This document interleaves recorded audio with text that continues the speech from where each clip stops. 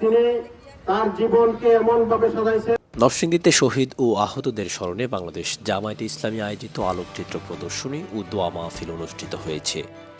শুক্রবার বিকেলে সদর উপজেলার পাইকারচুরি ইউনিয়নের মেঘনা বাজার সিএনজি স্ট্যান্ড সংলগ্ন এ অনুষ্ঠান হয়। অনুষ্ঠানে সভাপতিত্ব করেন জামাত নেতা নুরুন নবী। প্রধান অতিথি ছিলেন নরসিংদী সদর ১ আসনের জামাত মনোনীত এমপি প্রার্থী ইব্রাহিম ভূঁইয়া। উদ্বোধক ছিলেন জামাত মনোনীত ইউনিয়ন চেয়ারম্যান প্রার্থী মোহাম্মদ জামাল উদ্দিন। বিকেল থেকে শুরু হয় এই অনুষ্ঠান সন্ধ্যা পর্যন্ত চলে। শহীদ ও আহতদের স্মরণে স্মৃতিচারণ করা হয় এবং তাদের রুহের মাগফিরাত কামনায় বিশেষ দোয়া অনুষ্ঠিত হয়। স্থানীয় নেতাকর্মী ও এলাকাবাসী সহ বিপুল সংখ্যক মানুষ এই আয়োজনে অংশ নেন। খোঁজ নেবেন যে তারা যে বাংলাদেশ প্রত্যাশা করে সে বাংলাদেশের ধারক বাহক এখন তারা। আপনারা সবগুলো আসনে বিভিন্ন প্রার্থীরা ঘোষণা করবেন, কিন্তু জামাত মনোনীত প্রার্থী যারা, বিশেষ করে আমাদের আজকের এই অনুষ্ঠানের সম্মানিত প্রধান অতিথি যিনি নরসিংদী সদর ১ আসনের আজকে জামাত মনোনীত প্রার্থী জনাব ইব্রাহিম ভূঁইয়া, তিনি তার জীবনকে এমন ভাবে সাজাইছেন যে জীবনের মাধ্যমে আমরা গর্ব করতে পারি।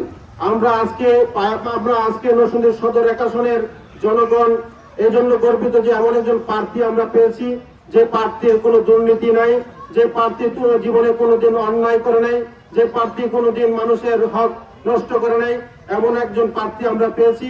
সেজন্য এই প্রার্থীকে জয়ী করার জন্য আমরা আজকে যে ইউনিয়নে করছি, বিশেষ করে পাইকারচর ইউনিয়নের প্রত্যেকটা ওয়ার্ড থেকে আমাদের আজকের ইব্রাহিম ভাইকে আমরা এই প্রতিজ্ঞা করতে চাই যে পাইকারচর ইউনিয়নের প্রত্যেকটি ওয়ার্ডের প্রত্যেকটি নির্বাচনী আসন নির্বাচনী ওয়ার্ড যেগুলো ক্যাম্প আছে, নির্বাচনী প্রত্যেকটা ক্যাম্প থেকে আমরা সবাই সর্বোচ্চ চেষ্টা করে আমাদের ইব্রাহিম ভাইকে সর্বোচ্চ ভোটের মাধ্যমে পাইকারচর ইউনিয়ন থেকে আমরা বিজয়ী করতে পারবো ইনশাআল্লাহ।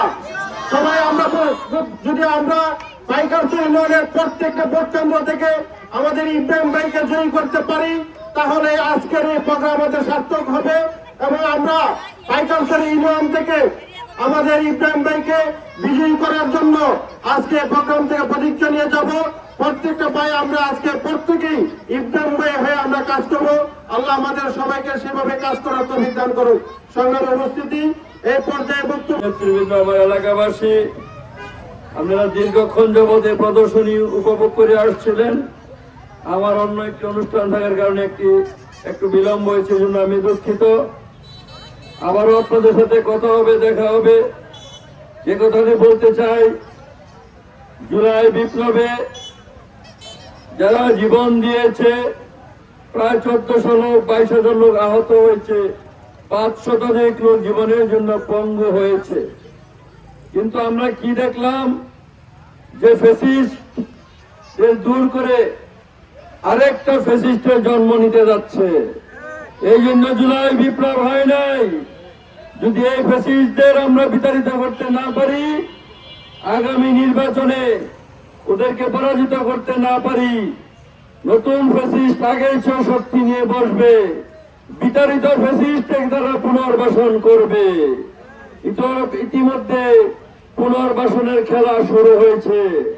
আপনারা জানেন, পটুয়াখালী সাবেক বিএনপির ভাইস চেয়ারম্যান, সাবেক স্বরাষ্ট্রমন্ত্রী এবং বিমান বাহিনী প্রধান আলতাফ হোসেন চৌধুরী সরাসরি এইরকম অনুষ্ঠানে বলেছেন যে আমার এলাকায় কোনো আওয়ামী লীগ নাই, চান্দা দিয়ে এরা সব বিএনপি হয়ে গেছে।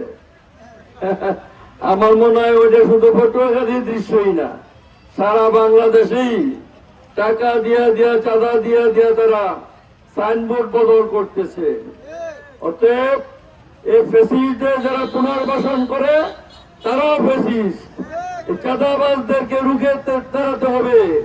আগামী ভোট বিপ্লবের মাধ্যমে তাদেরকে পরাজিত করতে হবে। আপনারা পারবেন?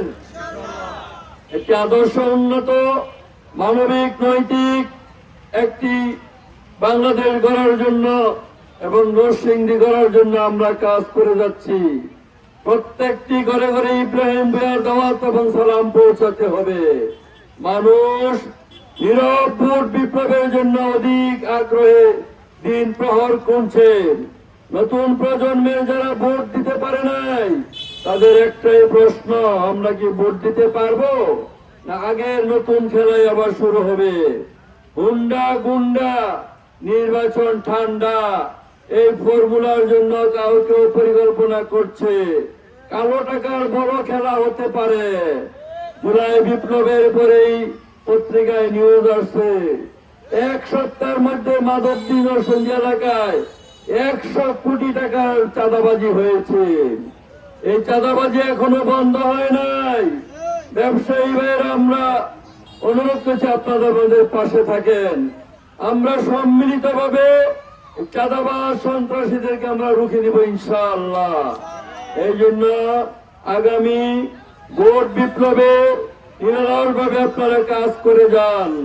যদি কেউ নির্বাচনে কেন্দ্র দখল অন্য কোনো চিন্তা করে, এই চিন্তা তাদেরকে রুখে দিতে হবে।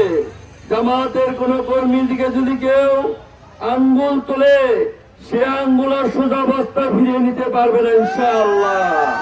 অতএব শক্তিশালী কেন্দ্র কমিটি করেন, এলাকার মানুষদের ইনভলভ করেন। যারা চাঁদাবাজ সন্ত্রাসী এরা মানসিক ভাবে খুব দুর্বল থাকে। অতএব ইমানের বলে বলিয়ান হয়ে আমরা তাদের যে কোনো ষড়যন্ত্র রুখে দেব ইনশাআল্লাহ। আসুন একটি নৈতিক মানবিক উন্নত নরসিংদী করার জন্য আমরা কাজ করে যাই। মা বোনদেরকে আমার সালাম দিবেন। আগামী দিনের বাংলাদেশ হবে ইসলামের বাংলাদেশ। আগামী দিনের সূর্য হবে ইসলামের সূর্য। আগামী দিনে এই বাংলার জমিনে কালিমের পতাকা পথ পথ করবে ইনশাআল্লাহ। সেই বিপ্লবে আপনারা শরীক হওয়ার আহ্বান জানিয়ে আমার বক্তব্য শেষ করছি। বাংলাদেশ